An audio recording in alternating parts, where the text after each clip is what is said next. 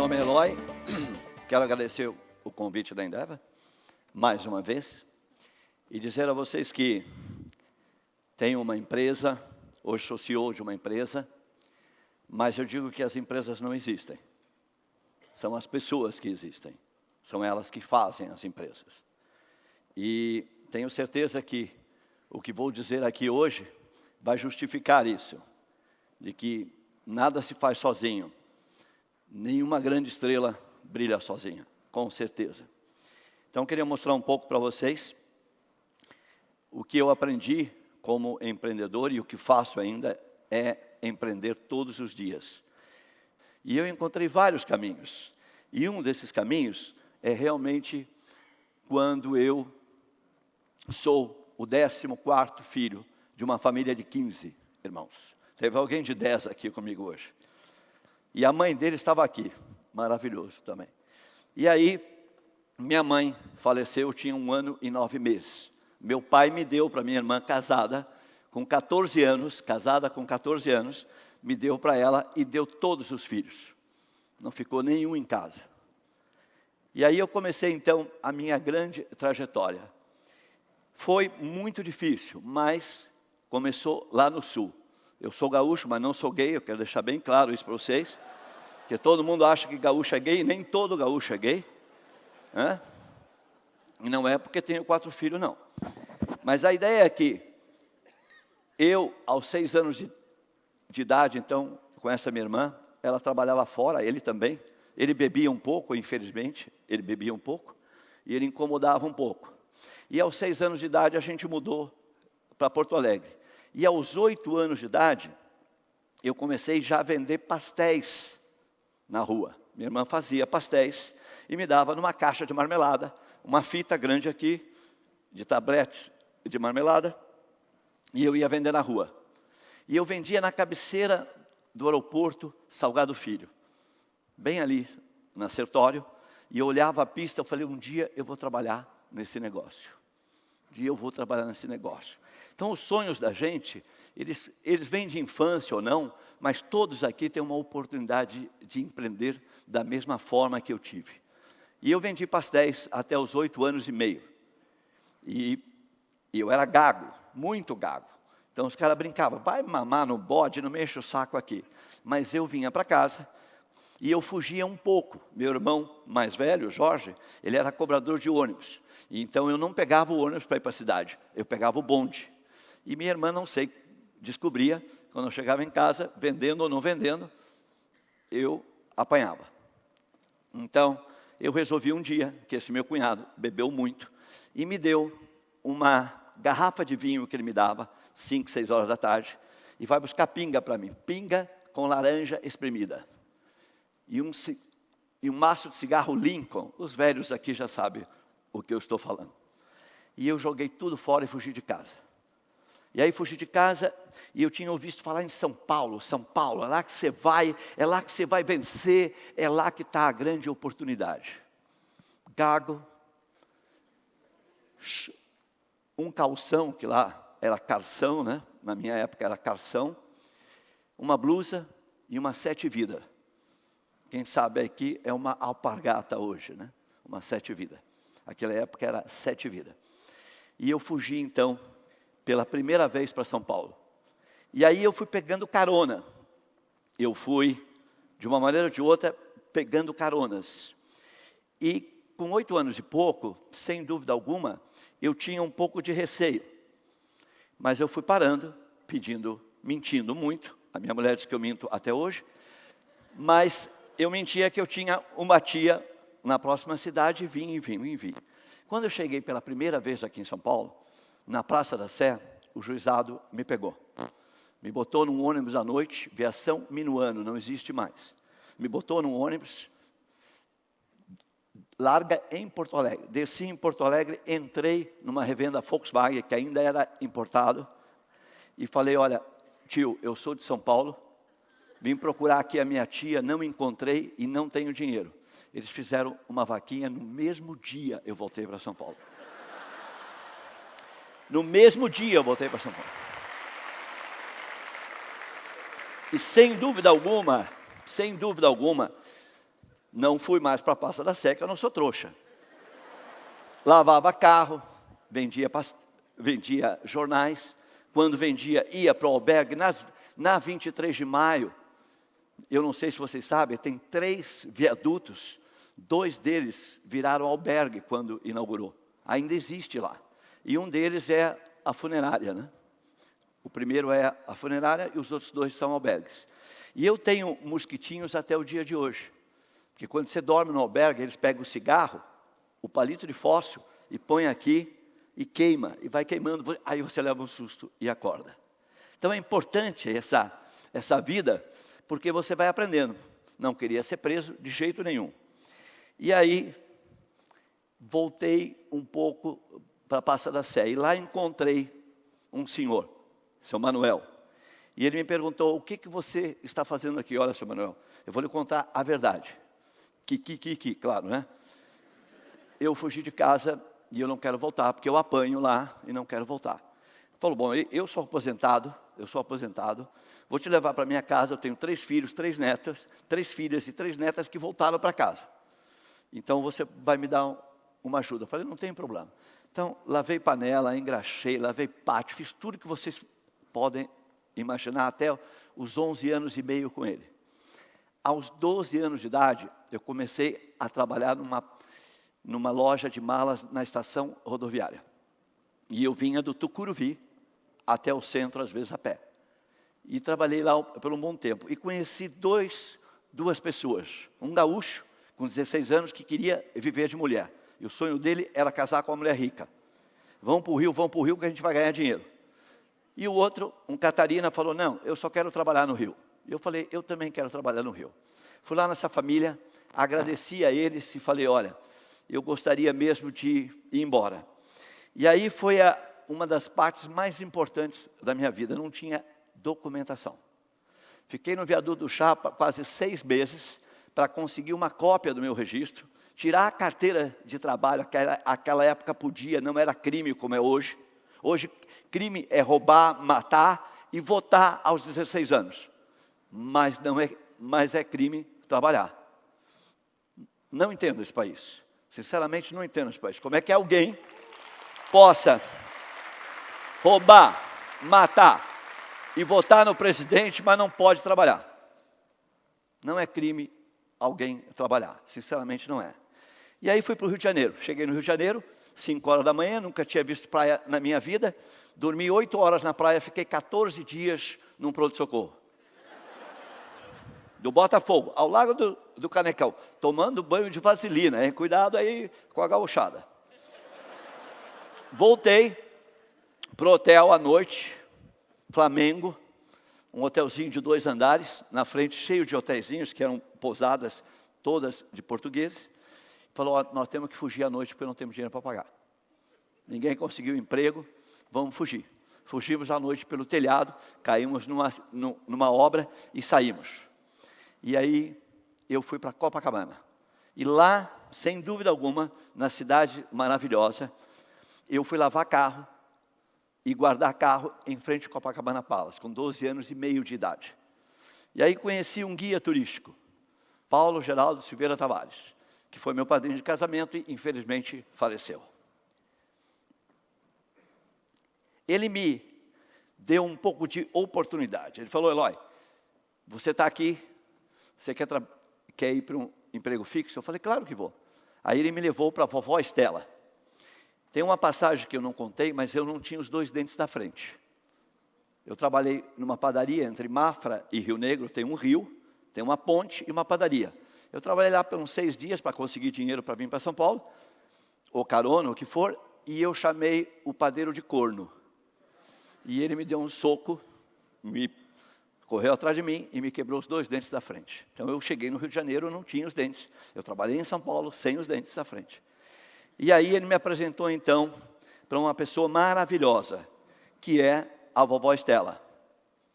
Na vovó Estela, eu tive a oportunidade então de sair das ruas. Porque tinha dia que eu dormia no Copacabana Palace, mas tinha dia que eu dormia na rua. Quando eu conseguia dinheiro, tudo bem.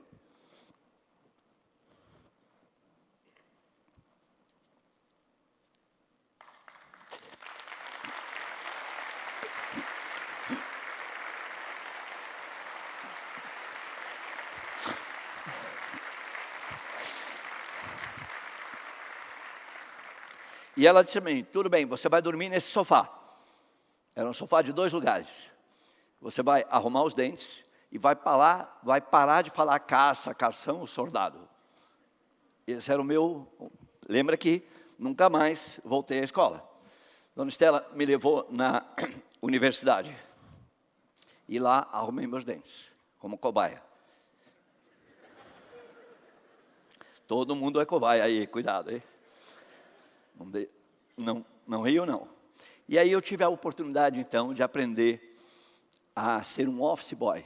Aprender a falar o português correto. Ela era muito braba, Dona Estela. Muito braba. Mandou o marido embora e tudo. E ela falou, Eloy, português correto.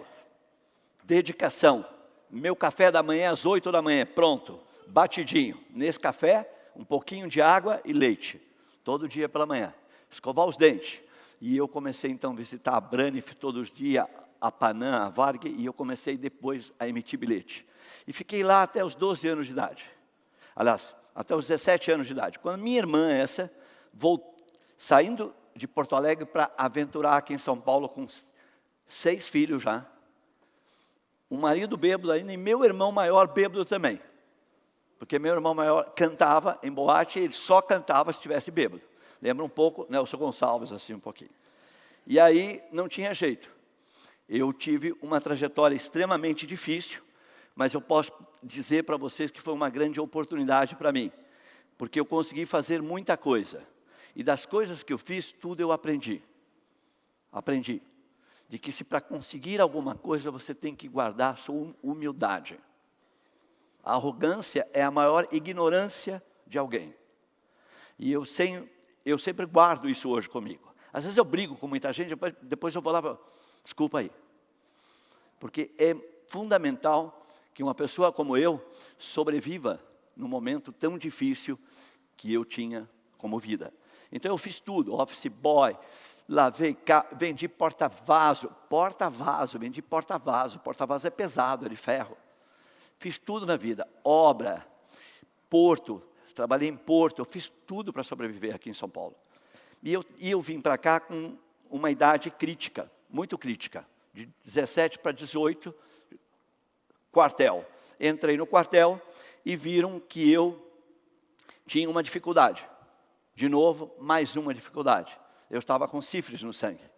E aquela época era muito difícil. E meu sonho era ser da PE, né? Então, eu estava no quartel da PE, mas fui mandado embora pelo 3º dia depois, antes de cortar o cabelo.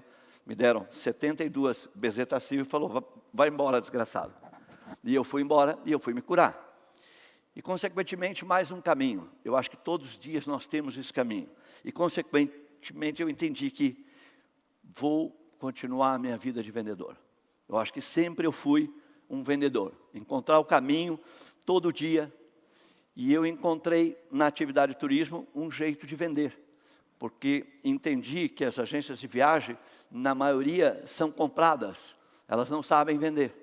Prestam um bom serviço, mas não sabem vender. E eu achei que, sinceramente, o meu dom, além da indústria, que eu gosto muito, que vocês sabem que eu fugi então com 8 anos, porque eu já gostava de viajar. Eu adoro o que eu faço, sou louco pelo que eu faço. Um empreendedor é fundamental isso, acreditar no que gosta e ir atrás. Não desistir nunca. Pode dar um passo para trás, mas depois 2 para frente. Não desistam. Vão atrás do sonho de vocês. Mas entendi que um empreendedor, ele precisa ser vendedor. Eu acredito que um empreendedor tenha que vender o que ele construiu, o que ele sonhou, o que ele empreendeu. Não para vender no dia seguinte a empresa, mas vender o produto, o serviço que ele criou, que ele empreendeu. E criar até a família como eu. Eu criei 4 filhos, eu tenho filhos de 42 anos, 41 anos, 37 anos, de 34 e 5 netos. E agora vou para o 6º neto. Eu fiquei rico no negócio? Não. Eu constituí a família, eu fiz o meu negócio. Eu vi muitos ricos infelizes e conheço muitos ricos infelizes. E vocês também. Então o dinheiro, ele divide, mas ele aumenta a sua visão como família, como cidadão, como ser humano. Aliás, a palavra ser humano é bem clara. Nós queremos ser humano, ainda não somos. porque matamos uns aos outros. É muito importante o que eu estou falando, mas nós temos que aprender muito ainda sobre isso, sobre o ser humano. E eu tenho, nessa vida, tudo que eu faço, eu vendo. Tudo que eu faço, eu vendo. Só não vendi a mulher ainda, os filhos, nem os netos, isso eu não quero vender. Aliás, vocês viram que eu não casei, então, com mulher rica, coisa nenhuma, né? Mas, aos 50 anos, na idade do lobo, a minha mulher descobriu que eu tinha uma namorada e me mandou embora. E aí pegou um bom advogado e me tirou quase tudo. Aliás, é uma advogada, é muito famosa aqui em São Paulo. E eu fiquei só com 51% da empresa que eu queria. Então, fiquei pobre de novo e comecei tudo de novo. Porém, o que eu posso dizer para vocês, que lá daquele aprendizado que eu tive, lá daquele aprendizado de estar na rua, eu falei, aonde eu comecei minha empresa nova, aonde lá, daquela dificuldade que eu tive, que muitos de vocês terão, que é o começar dentro de uma sala, com uma pessoa sozinho, sem investimento, e alguns de vocês podem ter ou não podem ter, mas não devem desistir. Não devem desistir em hipótese alguma. Da Edo eu formei a Flytour, logo em seguida, e hoje tenho uma empresa muito boa, tenho colaboradores ótimos que começaram comigo há 38 anos atrás, há 40 anos atrás, nós vamos fazer 40 anos agora, 5 de novembro, estão no conselho hoje, também, já tenho um conselho executivo desde que eu me separei, lembra? Exigência, e hoje nós temos um conselho não deliberativo ainda, mas muito bem trabalhado, consultivo, com 3 pessoas de dentro da Flytour, colaboradores e 3 externos, prestando conta dentro do site. Se vocês entrarem no site hoje, está lá, 5 anos do nosso fechamento, auditado pela Ernst Young. Muito transparente. Ladrão que rouba ladrão, só lá em Brasília tem perdão. Não pode. Nós temos que pensar que os americanos chegam aqui, investem milhões, e nós não investimos no Brasil. Nós não acreditamos no nosso país. Nós acreditamos pouco no país. Nós temos que acreditar mais em nós primeiro e depois no Brasil. Esse é um país de oportunidade. Alguém como eu, que não estudou, cheguei aonde cheguei, e ainda vou mais longe. Eu estou com 64 anos e não comecei ainda. Alguém está cansado aí? Não comecei ainda. Então não tenham medo de que eu tenha começado com 24 anos, um investimento próprio.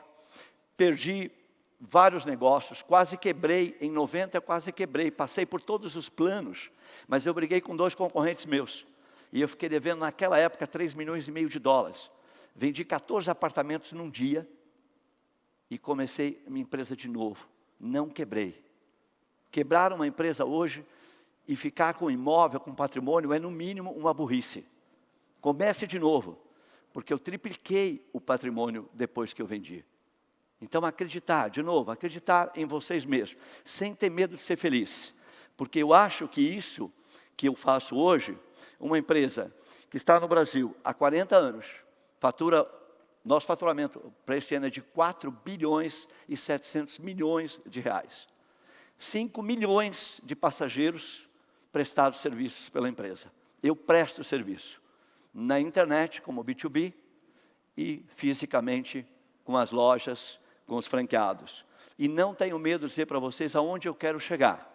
Nós queremos chegar, sem dúvida alguma, a faturar 9 bilhões e 400 em 2018, sem medo de ser feliz, 5 mil empregos, porque isso é que tira a violência desse país. Nós não temos emprego ainda, nós não temos educação, e eu acho que isso é importante.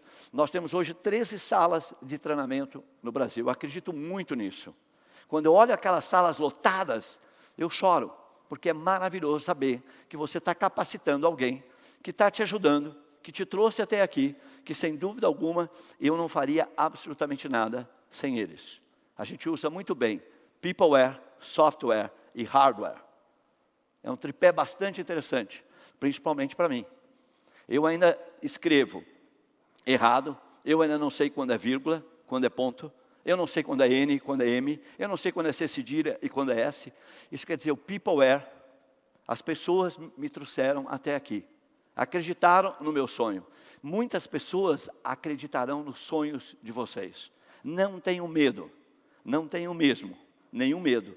E, consequentemente, o que me trouxe até aqui, claro que foi esse sofá. Em todas as fly tour, eu tenho esse sofá. Inclusive, eu entro pela manhã na fly tour e passo por ele. Olho para ele, porque às vezes eu venho muito puto da rua, né? Olho para ele e já fico humilde. Na hora. Lembro de onde saí. Ah, desculpe. Casei com a minha mulher de novo, realizei o meu sonho e fiquei rico.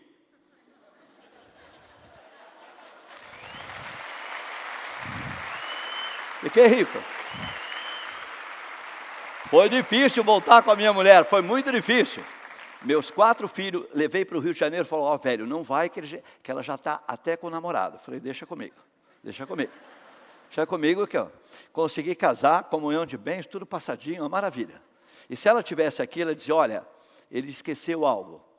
Ele é mentiroso ainda. Porque, na verdade, eu voltei para tirar o resto do desgraçado. Então, é importante isso. Eu acho que cada um de nós é um provedor de dignidade. É importante isso.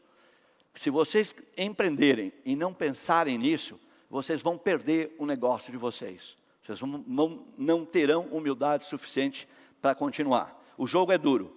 E agora eu estou muito feliz porque a gente conseguiu passar isso para um instituto social, onde nós estamos capacitando lá para o primeiro emprego. Lembra o meu primeiro emprego, como foi? Calça, calção, soldado? Muitos meninos ainda têm hoje, de 14 a 15 anos, que não podem trabalhar, que ainda fala velho, mano, e a gente está trabalhando eles 6 meses.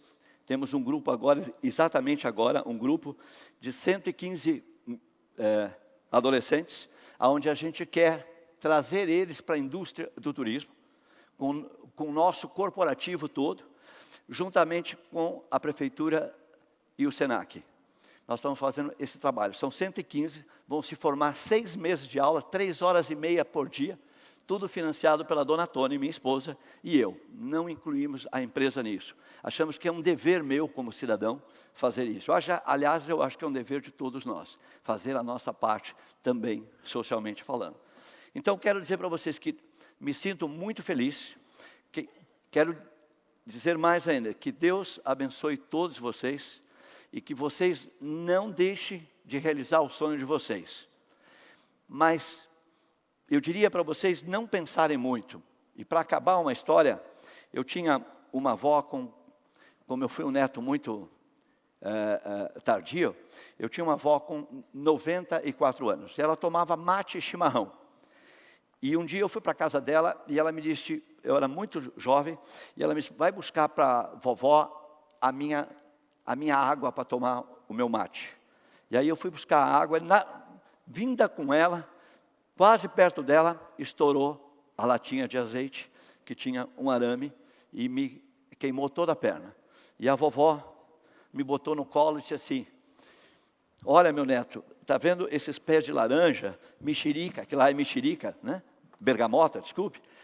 Quando a vovó morrer, para de chorar, porque quando a vovó morrer, a vovó vai deixar tudo para você. Ora, a filha da puta morreu, não me deixou um pé de laranja. Então, por favor, não espere pela vovó. Que Deus abençoe vocês. Muito obrigado.